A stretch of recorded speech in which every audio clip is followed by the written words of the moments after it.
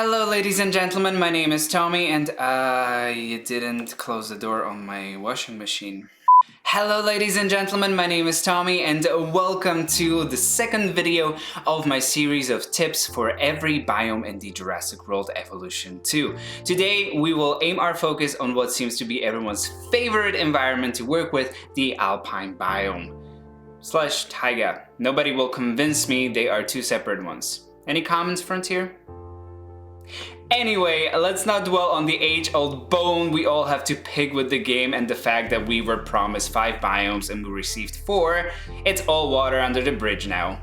The bridge that we still don't have in the game.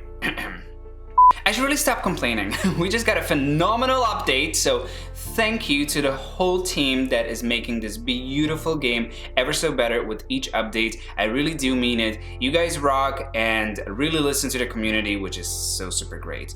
At the end of this video, I will also give you my list of top 10 dinosaurs that should not be missing from your parks when you are building in the Alpine biome. It's mostly going to be carnivores for some reason. I don't know why I feel this way, but don't worry, herbivores dominate my temperate list. So without any further ado, let's hop into my 5 tips for the Alpine biome, followed by my top 10 dinosaurs to use in this biome. Tip number 1. Placeable trees are a must. What do you usually see when you take a stroll through the winter forest? If climate change hasn't gotten there yet, you'll see some snow, but most importantly, you will see a lot, and I do mean a lot of trees. And if a tree falls in the forest, nope, we're not gonna go there. The amount of trees that the tree brush usually gives you is very lackluster, especially when you're trying to get some right next to a fence or another object. Moreover, the trees in this environment are usually not that dense, which creates ugly blank spaces between them and completely ruins the semblance of a dense forest. This is where the placeable trees come in.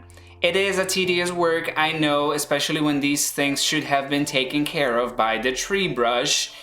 You start asking yourself, why do we even have that if I need to place the trees myself? But, well, unless Frontier bumps up the density of these brushes, we will have to make do with what we have. The placeable trees are also a great addition to the corners of your squares that you really don't know what to do with. Place them between 2 buildings and, most importantly, place them next to your fences. When you're creating a regular enclosure with a viewing gallery from one side and a lake in front of it, make sure to enclose the entire area with trees, as you can see on the screen right now. It creates the illusion of being immersed deep within a winter forest.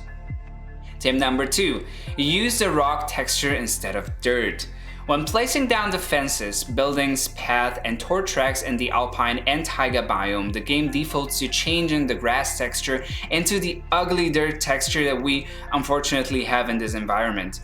To make the surrounding areas of your paths and fences a little prettier, change this dirt texture into the rock one, which in the Alpine biome is absolutely gorgeous. I especially love to use this texture to create mountain lakes in this environment, as the water refracts so much better with the rock than the brown dirt. I won't even mention the sand texture of the Alpine and Taiga environments because there's just like no point discussing that tragedy of a useless paintbrush. What the rock texture mixes with absolute best is the calamities, which, while being completely uniquely looking trees that resemble pine trees, also provide you with the red shrubs that I will argue are the most beautiful shrubs that we have in the game. Check my 1 biome 6 different aviaries video where I detail the best ways to make the best of these brushes. And if you're finding my channel for the first time, hello and welcome. I do hope that you're liking what you're seeing and that you'll consider subscribing for more tips and tricks and tutorials for Jurassic World Evolution 2. We'll stay with the textures a little while longer with my tip number 3. Don't neglect the dirty snow texture. If you usually completely ignore the dirty snow texture in the game, I don't blame you. I used to be just like that. The dirty snow texture on its own looks tragic. It's dirty, not exactly pleasing to look at. It all changed, however, in one particular moment while I was building my Jurassic Labyrinth Park, and I accidentally discovered one of the most beautiful combinations of textures and terraforming in the game. The dirty snow texture looks mesmerizing when dipped under water. Yes, on its own, it's very ugly, and it's the default texture that you get when you add vegetation on top of the snow texture, which does make sense, yes. When you paint with this texture under your lake though, it refracts the light in a gorgeous turquoise color, and you won't ever want to use other textures for your water anymore. Well, I mean the rock texture still rocks though. Rock that joke. Nice, Tommy. Moving on, tip number 4, utilize the views. One point where the Alpine and Taiga environments completely demolish its competition, tear it into shreds, and then laugh in its face, okay, I'm exaggerating, is the freaking beautiful scenic views that we get with these maps. Every single Alpine and Taiga map boasts magnificent views. Doesn't matter if it's in the valley, by the lake, like the Canadian map, or Oregon and Washington, or up in the mountains with the Northwest map or the California one. You can make the absolute best of utilizing these gorgeous views by placing your enclosures next to the map's borders. For the lower leveled maps, always use the lake as the backdrop to your enclosures or the foot of the mountain. If you want to have something in the middle of the map as well, use elevation differences, create plateaus to provide different levels to your parks, and utilize the same view twice. If you need some tips and tricks on how to create mountains, ridges, plateaus, and valleys in Jurassic World Evolution 2, make sure to watch my video detailing the 5 basic rock formations. Find the link in the description. The Northwest map is the most ideal map for mountain views that you can get, as the scenery is absolutely gorgeous. What you're looking at right now is the footage from the second ever sandbox park that I created in Evolution 2, where I positioned the enclosures next to the cliffs, which, while not exactly safe for the guests, graces you with the most idyllic atmosphere of the mountains. On the California map in my Yosemite Park, I created an enclosure all around the hill sticking out in the middle of the map, making it seem like a part of the enclosure, while I used the narrow passages next to the other 2 patches of unbuildable space as enclosures of their own, using the borders of the map to my benefit. By the way, the Yosemite Park and videos had just celebrated 1 year, so make sure to give them some love by following the links in the description. Of course, now that we have access to the expanded maps after update 6, you don't need to always have the cutouts of the map anywhere if you don't want to, but as I said, you can always make use of them as enclosure borders, so I don't find those cutouts tragic at all. I actually do enjoy the cutouts in the game. And finally, my tip number 5, use calamities and redwoods, and never use seed plants and cycads. Well, maybe on occasions. My final tip for this biome might seem a little too straightforward, but sometimes I see people use all of these tropical plants in the alpine environment, and it ticks off my pet peeves because I do feel like they don't belong there. I mean, you can completely ignore me on this one, like who gave me the authority to decide on these matters. If you don't agree with my statement, I have a compromise for you. Create a different biome within an aviary, and that's a little more realistic. You can pretend that the interior had some temperature adjustments, you can use sand and tropical or red rocks and create a desert oasis of sorts. Alternatively, turn your biome within a biome into a swamp with the Temskaya trees, shrubs, ground fiber, and lots of water. Black rocks go very well with that. Also, now that we can use all the trees from all the biomes across all maps, creating a new biome within a biome has just become easier than ever before. If you do want to follow up my tip for the best plants to use in this environment, make sure to use a lot of redwoods in your enclosures to turn them into alpine meadows. The calamities provide you with a semblance of a pine tree forest and are programmed to mix with the beautiful red shrubs.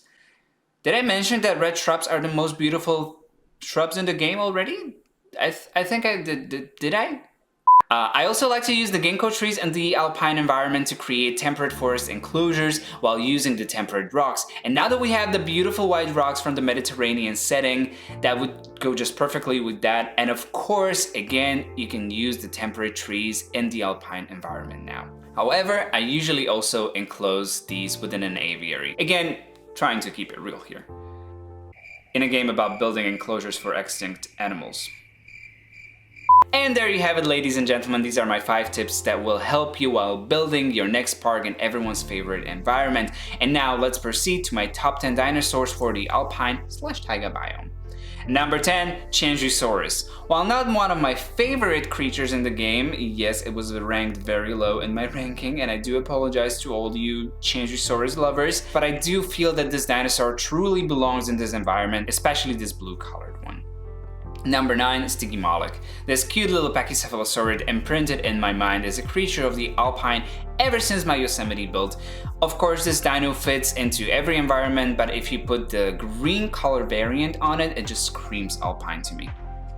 Number 8, Troodon. Another dinosaur that is pretty versatile when it comes to biomes, but yet again, I do have a favorite variant for this dinosaur. The slight bluish color on this animal, on this theropod, harmonizes with the cold environment in the bestest of ways. Number 7, Stegosaurus. The reason why this extinct animal is on this list is the same as before my previous parks, of course. And particularly the one that I already mentioned in this video, the Jurassic Park Alps, and especially with this color combination, Stegosaurus shines bright while roaming the mountains. Number 6, Pachyrhinosaurus. If you ever watched any of my previous videos, you might have heard the words Alpine cow, and yes, that's exactly what I see whenever I look at Pachyrhinosaurus. Suddenly I'm in Austria and the hills are alive with the sound of music. No. Number 5, Nasutoceratops. While the Pachyrhinosaurus is the Alpine cow, the Nasutoceratops is the Alpine bull. Is there something like that actually? I don't know. Nasutoceratops fits. I don't know. Number 4, the Tropeognathus. At this point, I cannot really imagine an alpine park without this flyer. Its gorgeous blue and violet combination of skins and patterns fits the snowy environment perfectly. Number 3, the Acrocanthosaurus. It might be the blue and purple colors again, which I think are the best combination for this animal, or its bulky build that creates the semblance of this carnivore being fit to withstand cold temperatures, but I simply love to put acro in these environments. Staying with the carnivores at number 2, we have the king of them all, the Tyrannosaurus Rex.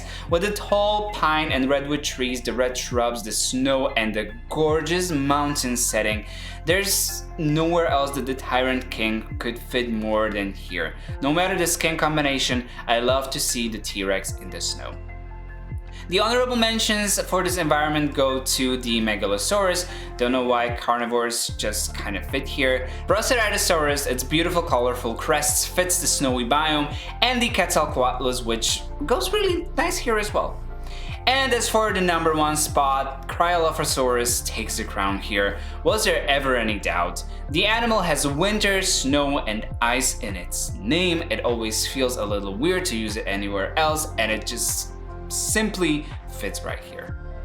Do you agree with my top 10 dinosaurs for the winter biome? Do let me know in the comments if you think that I got it right, or if you think that I completely messed it up. I hope that you liked this video and that it provided some inspiration for your future builds. If you did, please make sure to give it a like, leave a comment, or share with your friends. Should really say and or there, shouldn't I? Anyway, if you think that you will like my upcoming content and want to see some more tips, tutorials, and park builds, please do consider subscribing because there's much more coming. Thank you again for watching, ladies and gentlemen. My name is Tommy, and I hope I'll see you here next time. But till the next time, have the greatest of the days, and bye-bye. Nasutoceropods? What? While the Proceratosaurus is beautiful colorful... Proceratosaurus, its beautiful colorful crests. Oh my god, beautiful colorful crests. Okay, once again.